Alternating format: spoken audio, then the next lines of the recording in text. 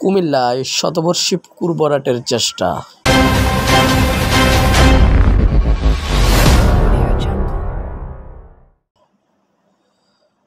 কুমিল্লা মহানগরীর ১৪ নং ওয়ার্ড দ্বিতীয় মুরাদপুরের পূবের বাড়ি নামক এলাকায় একটি শতবর্ষী পুকুর ভরাটের চেষ্টা করছে একদল প্রভাবশালী মহল। সরজমিনে গিয়ে দেখা যায়, পুকুরটির মাঝ বরাবর ৪% জায়গা জুড়ে বাঁশ পুঁতে মাটি ভরাটের চেষ্টা চালাচ্ছে একটি প্রভাবশালী মহল।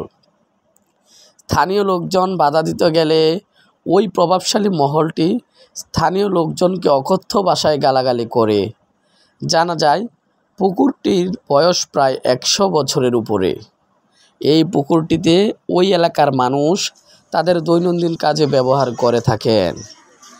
এ বিষয়ে পরিবেশ অধিদপ্তরের উপপরিচালক মোসাব্বের হোসেন মোহাম্মদ রাজীবের কাছে মুঠোফোনে জানতে চাওয়া হলে তিনি বলেন, আমি বিষয়টি শুনেছি, ইতিমধ্যেই তার কার্যকরী পদক্ষেপ গ্রহণ করব।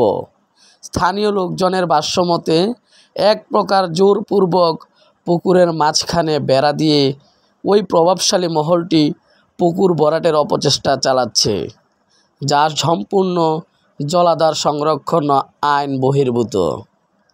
নিউজ ডেস্ক, কুমিল্লার ডাক।